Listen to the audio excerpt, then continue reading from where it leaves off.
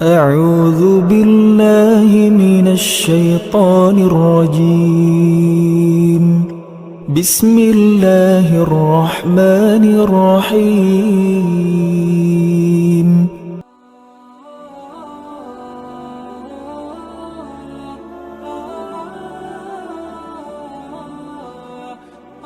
Seruan lagi. Dan Nabi itu orangnya gak kaku. Padahal Nabi paling soleh kan. Orang sesoleh Nabi ternyata gak kaku. Terus siapa kita yang ngerasa lebih soleh daripada Nabi jadi kaku? Kenapa kita makin belajar sunnah makin kaku? Makin belajar ayat dan hadis makin susah senyum.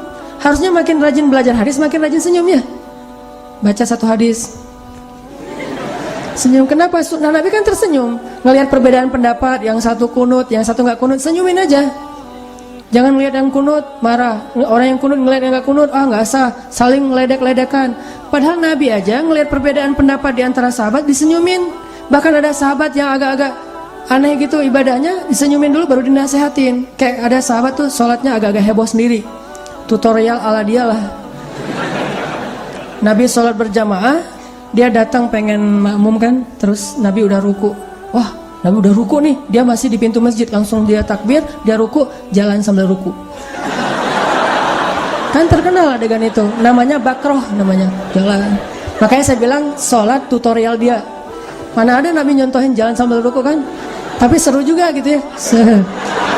Masuk ke sof, udah selesai sholat dia curhat, Rasul, tadi saya sholatnya seru loh, kata dia. Hah, seru gimana? Saya sholatnya di depan pintu, takbir, terus ruku, terus jalan sambil ruku. Boleh nggak tuh Rasul? Baru udah kejadian baru ngomong, boleh apa enggak? Nabi senyum. Ya udah, lain kali jangan diulang ya. Gitu doang komentarnya coba. Kalau gitu kan keluar semua dalil kan ya. Habis aja orang itu. Sama aja udah hijrah juga disalah-salahin, tetap aja masuk neraka. Mending nggak usah hijrah sekalian kan gitu. Ternyata Rasul nggak. Dia contohin akhlak senyum, wise, empati, tahu ini baru belajar. Kecuali orang yang sengaja ngelakuin itu baru dosa kan. Kalau ini kan baru belajar. Ada juga yang sholatnya nggak pernah dicontohin Nabi, tapi dia ngelakuin. Bilal kan sholat apa? Syukur wudhu. Nabi ngelihat Bilal habis berwudhu sholat. Pas sudah selesai sholat, Nabi tanya, Bilal itu sholat apaan? Coba bayangin, Nabi nanya. Padahal Nabi kan yang ngerti agama, nanya ke Bilal. Bilal itu sholat apaan ya? Bilal bilang sholat syukur wudhu. Bangga gitu. Oh, Nabi nggak komen tuh, senyum doang tuh. Coba bayangin, Bilal, lo nggak usah ngelakuin yang gua nggak ngajarin ya. Itu mah dasarnya segala macam keluar istilah. Enggak, Nabi mah karena Nabi tahu ibadah sunnah itu sifatnya mutlak. Mutlak itu artinya bebas. Karena ada sunnah yang muqayyad, ada sunnah yang mutlak. Kalau kita lebih dalamin lagi nih fikih agama, ada sunnah yang muqayyad itu udah diatur waktunya, hautunya. Waktunya misalnya kayak muqayyad itu tahajud, berarti malam. Kayak qabliyah, ba'diyah itu mengiringi sholat wajib. Tapi ada yang mutlak, bebas dilakuin kapan aja dan berapa rakaat pun bebas. Namanya juga mutlak, bebas gitu. Nabi itu orang yang easy going dalam urusan rumah tangga, dalam urusan sama teman, empati, tahu banget orang lain tuh maunya apa. Saking empatinya Nabi, kadang-kadang Nabi itu jadi kayak ra'fah itu gak enakan. Jadi kalau kita jadi orang yang gak enakan, insya Allah kita udah ngikutin akhlak sunnah Nabi. Gak enakan gimana? Kita lagi ngecengin satu cewek. Wah, ini istri soleha ideal banget nih, pasti ini bakalan jadi Khadijah dalam hidup saya nih. Tiba-tiba datang teman kita curhat, luar biasa ya, di kampus kita ada anak baru dan itu keren banget loh. Siapa itu yang kerudungnya kayak gitu, warna itu. Kan kita tadi udah ada hati ke dia, karena ngelihat teman kita juga mau, kita jadi rafah, nggak enakan. Aduh kasihan dia, udah dia aja duluan. Kita belakangan kalau dia gagal. Yang jelas nggak rebutan, apa segala macam sampai rame main belakang, main sihir segala macam, nggak. Ini Rasulullah banget nih, orangnya rafah. Sama kayak Rasulullah ketika di rumah beliau ada tamu, lagi duduk di rumah, dikasih makan sama Nabi, minum, udah pokoknya makannya tuh udah utuh, udah appetizernya udah, main course-nya udah, dessertnya udah, semuanya udah beres nih, nggak pulang-pulang. Rasulullah bingung, ngelihat jam, nggak ngerti jam berapa ya sekarang kalau bahasa kita ya, artinya kan udah malam, nggak pernah. Oh baru jam 10 ya Rasulullah. Oh ya, Ada yang mau ditanyain lagi? Ada ya Rasulullah. Terus aja gitu. Nabi pengen istirahat. Mereka nggak tahu supaya segera pulang. Nabi nggak enak mau nyuruh mereka pulang. Gimana ya cara nyuruh mereka pulang? Istri udah kasihan nunggu di dalam kok suami nggak masuk-masuk. Akhirnya turun ayat loh. Allah yang negur mereka. Kalau nggak salah di surat Al-Ahzab apa surat An-Nur gitu. Allah bilang, wahai orang-orang yang beriman, kalau kalian datang ke rumah Nabi, lalu kalian sudah selesai makan, maka pulanglah. Karena itu akan menyulitkan Nabi SAW. Turun ayat suruh mereka pulang. Pas turun ayat, Nabi kan nggak boleh nggak menyampaikan ayat. Kalau ada ayat harus dibacain. Kata Nabi, alhamdulillah udah turun ayat, kata Nabi. Oh masya Allah, ayat apa ya Rasul? Sahabatnya kegeeran gitu kan. Baca-baca ya Rasul, kita pengen mendengar. Wah bagus nih, ada materi baru nih gitu ya. Pasti bacain, kalau kalian datang ke rumah Nabi disuruh makan, makanlah. Kalau sudah selesai makan, maka pulanglah. Jangan berlama-lama. Konteks ayatnya tuh jangan berlama-lama. Oh itu maksudnya pulang. Coba Rasulullah tuh gitu. Sampai Allah terlibat karena Rasulullah itu ra'fatun, orang yang sangat gak enakan. Saking gak enakannya tuh kadang-kadang sering menyulitkan diri sendiri. Pernah gak sih kita gak enakan jadi menyulitkan diri kita sendiri? Itu Rasulullah banget. Pulang dari taklim, ngeliat teman ada yang jalan kaki, rumah kita mungkin di timur. Kita tanya sama dia, mau kemana? Mau pulang? Nggak ada kendaraan nggak? Ya udah ikut saya aja. Ya udah ikut. Ternyata rumahnya di barat. Jadi kita ke tempat yang lebih jauh. Ya kita nggak akan cari-cari alasan nganterin. Pas sampai sana pulangnya jadi telat sendiri. Mungkin karena kita nggak ngerasa nggak enakan sama dia, kita bantu. Ini hal-hal yang disebut dengan ro'fa. Nggak enakan dengan pasangan. Rasulullah tuh pernah nggak enakan sama istri. Gimana nggak enakannya? Nabi satu pagi lapar, belum makan dari subuh. Pergi ke dapur, buka-buka gitu, buka panci, buka segala macam, lihat nggak ada isi. Aisyah belum masak, lagi buka-buka kayak gitu di dapur, tiba-tiba Aisyah lewat. Aisyah nongol nih. Pas Aisyah lewat, Nabi langsung bilang, Aisyah saya puasa loh hari ini. Coba gimana Rasulullah? Nggak pengen bikin Aisyah salah tingkah dan merasa nggak nyaman karena belum masak untuk Rasulullah dan Rasulullah lapar. Jadi kan Aisyah jadi nggak enak hati tuh. Untuk membuat Aisyah tetap nyaman, Rasulullah bilang, Aisyah saya puasa loh hari ini. Oh gitu, ya udah sekalian saya nggak masak. Padahal Nabi tadi tuh nggak ada niat puasa loh. Kan puasa sunnah nggak harus niat dari awal kan? Boleh niat belakangan selama belum makan apa-apa. Jangan sampai niatnya udah minum kopi, udah makan empek-empek, baru saya puasa aja deh. Tapi empek-empeknya udah habis berapa kapal selam misalnya. Nah ini Rasulullah tuh nggak enak hati kepada istrinya sampai bikin istrinya nyaman. Jadi kalau kita pulang ke rumah, di rumah makanan apa aja, alhamdulillah enak banget. Mama pintar banget sih masak. Kapan masaknya? Oh tadi bibi yang masak. Oh iya nggak apa-apa. Maka tetap makan sama, dengan menghargai yang masaknya. Nabi kan pernah diundang ke rumah seseorang, undangan untuk have lunch gitu kan, makan siang. Dianggap itu kayak selamatan, acara besar. Datang Nabi sama sahabat. Ternyata yang undangnya orang miskin. Terus pas sampai ke dalam rumah mau makan, dihidangkan satu roti yang keras namanya qadid. Qadid itu roti kalau dimakan harus dicelupin ke air baru bisa dimakan, soalnya keras banget. Nabi duduk, dihidangin qadid. Nabi nunggu, kirain habis qadid nanti bakalan datang kayak susu, selai, daging, segala macam. Ini kan baru datang satu menu nih. Ditunggu lama nggak datang-datang. Terus kata tuan rumahnya, Rasulullah silakan. Oh ya. Nabi heran, ternyata makanannya itu doang tuh. Tapi ngundang orang kan agak-agak gimana gitu nih sahabatnya. Kenapa ngundang Rasul padahal dia nggak punya apa-apa di rumah? Karena mereka tahu makanan yang dimakan Rasul itu berkah. Dan mereka mengharapkan keberkahan itu. Nabi terus bilang, ada cuka gitu. Bukan ada cuka, ada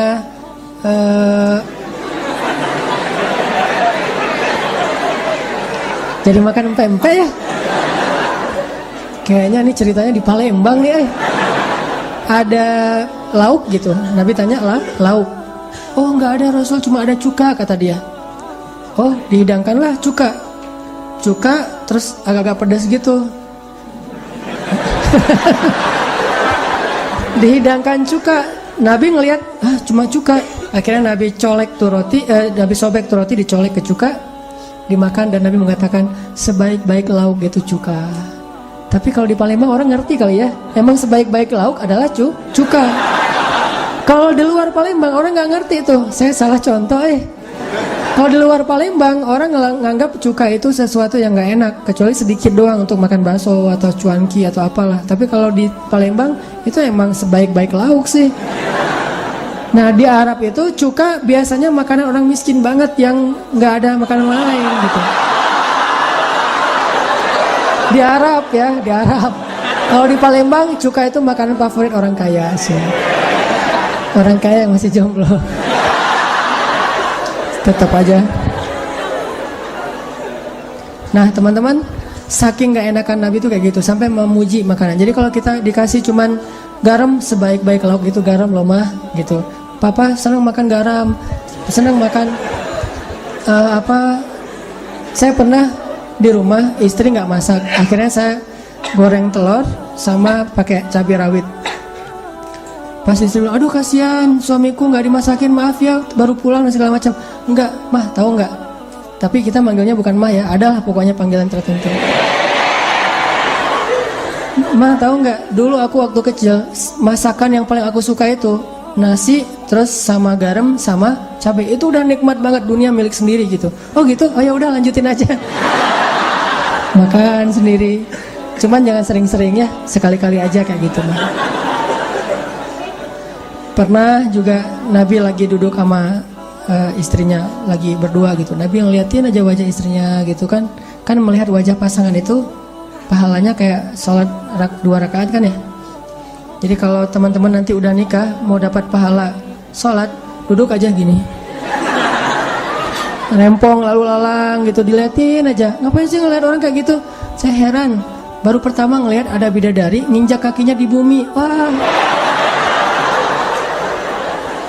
Jalan ngeliatin. Nabi lagi duduk sama Aisyah. Habis Aisyah tuh masak seharian. Dan Aisyah tuh terkenal istri Nabi yang gak terlalu pintar masak. Siapa istri Nabi yang pintar masak? Ummu Salamah. Sampai dia punya brand sendiri, Ummu Salamah Cake gitu. Saking terkenal pintar masak ya. Pokoknya kalau masakan Ummu Salamah semua orang doyan.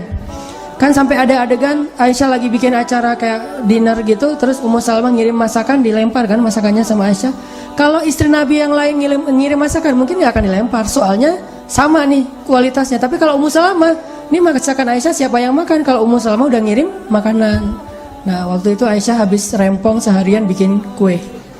Jadi kayak kue lebaran gitu dibikin sama Aisyah. Banyak tepungnya di atas, kayak ada gula yang salju gitu.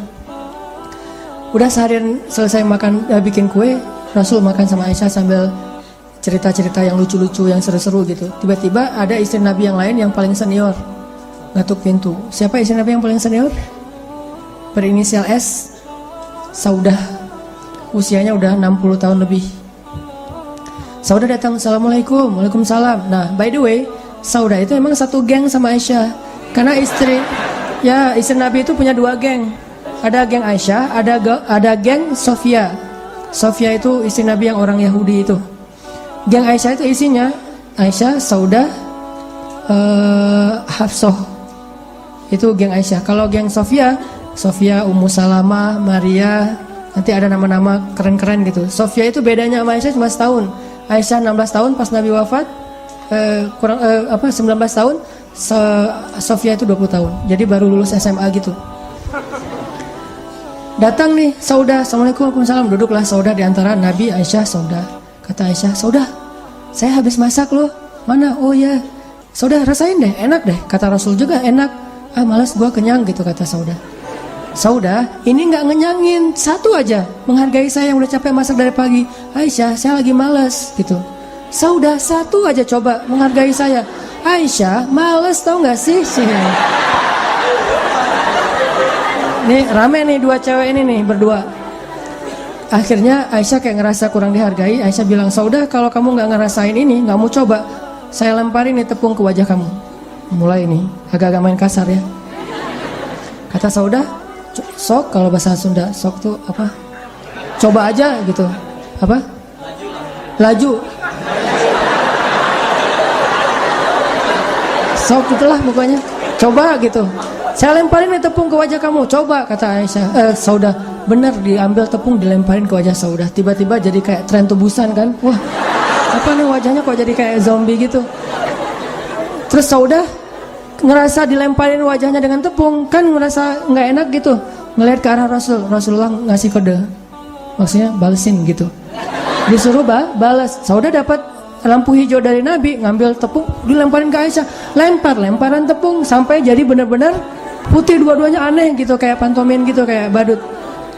Tiba-tiba lagi lemparan seru-seruan kayak gitu, terdengar suara jawara Quraisy ketuk pintu. Assalamualaikum, suara Umar. Langsung ngacir, dua orang cewek ini masuk ke kamar, lari langsung mendengar suara Umar. Waalaikumsalam, kata Nabi. Dibukain pintu sama Nabi, duduklah Umar masuk ke dalam rumah. Melihat rumah Nabi kayak kapal pecah gitu, berantakan. Umar gak berani komen. Like aja deh daripada komen. Gak usah di komen ya. Udah like aja. Banyak gini tepung gitu, berantakan. Umar diem, Nabi senyum-senyum. Umar nanya, Rasul kenapa sih senyum-senyum? Kata Nabi, itu tuh lucu dua cewek gitu. Kenapa? Mereka tadi habis lemparan tepung, makanya ini berantakan. Begitu dengar suara kamu, langsung lari, takut sama kamu. Umar merasa gak enak hati. Harusnya mereka takut ke Rasul, bukan kepada Umar. Umar teriak, dua orang cewek gitu, kata Umar. Kalian takut kepada Umar bin Khattab, tapi gak takut kepada Rasulullah, kata Umar. Mereka menjawab di dalam kamar, ya soalnya kamu Umar ghalidun syadid, cowok yang keras lagi kasar, sedangkan Rasulullah itu lembut dan baik hati. Baru Umar senyum, oh ya udah kalau gitu, senyum-senyum. Ini rumah tangga Nabi, coba menyelesaikan masalah bukan pakai dalil, pakai akhlak, easy going, dibikin dua-duanya nyantai, nyaman, enggak. Oh ini mubazir nih, kan mubazir itu saudara setan, enggak kan, nanti bisa dibersihin lagi. Dan kita nggak tahu konteks adegan sejarah itu ya, sehingga kita nggak bisa menjudge sejarah. Jangan pernah menjudge sejarah karena kita nggak hadir waktu itu. Kita hanya bisa mengambil inspirasi. Kalau kadang-kadang ada orang yang mengatakan, oh itu kenapa kayak gitu, kan dia nggak tahu kondisi yang sebenarnya. Kita hanya bisa mengambil pelajaran dari sejarah itu. Intinya teman-teman, banyak pelajaran yang bisa kita ambil dari obrolan yang nggak jelas tadi ini, tentang kebesaran Allah yang menggerakkan hati orang banyak. Jadi kalau orang banyak bisa digerakin hatinya, apalagi cuman satu orang. Terus tentang alur hidup kita itu ditentukan oleh Allah. Terus yang terakhir juga tentang akhlak itu adalah bingkai segala kebaikan. Dalil tanpa akhlak itu pahit rasanya. Jadi bukan bikin orang nyaman, malah bikin orang menjauh. Walaupun dalil itu benar, Al-Quran benar, hadis benar, tapi kalau nggak dibingkai sama akhlak, itu bikin orang jauh. Makanya teman-teman yang sekarang lagi belajar berhijrah, jangan hanya menunjukkan setelah kita berhijrah rajin sholat, itu bagus, tapi itu pribadi, orang gak perlu tahu. Jangan menunjukkan bahwa kalau kita udah hijrah itu udah banyak ngomongin ayat, hadis, pinter, share gitu, broadcast ke teman-teman. Bukan itu yang kita display setelah hijrah. Tunjukkan bahwa hijrah itu emang lebih baik dengan cara kita mendisplay akhlak kita lebih baik sekarang daripada yang dulu. Sehingga ayah kita, ibu kita ngomong, si abang tuh kenapa ya? Saya sekarang takjub ngeliat dia udah berubah, baik banget sama orang tua. Kalau orang tua ngomong diam, senyum, bantuin ibunya, nggak pernah lagi bantah, teriak-teriak, membentak. Dia sekarang belajar di mana ya? Akhirnya orang tuanya justru merasa takjub dan berharap lebih banyak anak yang hijrah kayak anaknya ini. Gitu juga teman kita, gitu juga tetangga kita, gitu juga calon mertua kita. Maksudnya gitu. Jadi setelah kita berhijrah, jangan banyak pakai dalil, Pak. Allah berfirman, Rasulullah bersabda. Bukan itu nomor satu. Itu yang kita display justru akhlak dulu. Nanti kalau akhlaknya udah membuat orang respect, secara wajar, secara bertahap kita ngomongin sesungguhnya Allah berfirman, Rasulullah bersabda. Bertahap, gak bisa sekaligus. Makanya tunjukkan bahwa Islam itu memang sebaik-baik syariat lewat akhlak, bukan lewat debat. Apalagi debatnya di sosmed, gak enak banget. Dua-duanya gak benar, dua-duanya saling merasa paling benar gitu, padahal dua-duanya nggak pakai dalil dengan tepat. Jadi tunjukkan Islam itu baik, Islam itu rahmatan alamin, justru lewat akhlak. Anak muda yang udah berhijrah, jangan sampai menjadi terkesan kayak eksklusif, merasa dirinya paling baik di antara manusia. Justru harusnya setelah dia berhijrah menjadi orang yang paling bermanfaat buat teman-temannya. Kalau ada temannya yang sakit, dia yang pertama menjenguk. Kalau temannya ada masalah, dia yang pertama nolongin. Kalau nggak bisa nolong, minimal dia nge-link ke orang yang mampu menolong. Ya tetap bantu. Jadilah orang yang membingkai Islam kita dengan akhlak. Mudah-mudahan ini bisa memberikan dakwah walaupun nggak banyak bicara kepada orang lain. Jadi tetap belajar taat kepada Allah, tapi nggak usah khawatir, taat kepada Allah itu nggak menghalangi kita dari serunya kehidupan anak muda. Syaratnya cuma satu, jangan melanggar syariat, itu doang. Kalau nggak melanggar, apakah bisa tetap seru? Bisa banget. Dan kita kan seneng main lah ya, dan permainan kita insya Allah nggak melanggar syariat kok. Bahkan saya punya kumpulan hadis namanya hadis-hadis main, hadis off-road tadi, hadis touring, hadis hiking. Nabi itu senang hiking loh.